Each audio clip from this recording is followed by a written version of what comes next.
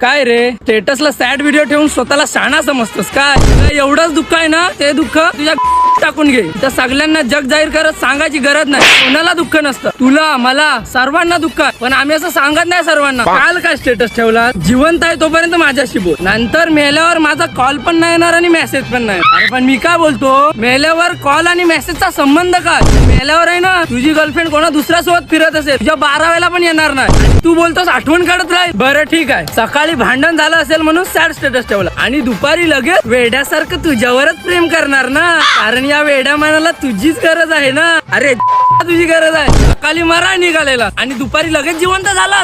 अरे मरायची एवढी हौस आलाय ना, तर तुझ्या आई बाबाच्या पायावर डोकं आपटून मर. हे बघ, आता जर सॅड स्टेटस ठेवलास ना, तर तुझ्या ढेंग्या खालनं जाईन आणि बुक्कीच मारे आणि जगायचं आणि मरायचं पण वांदा करून टाकलं.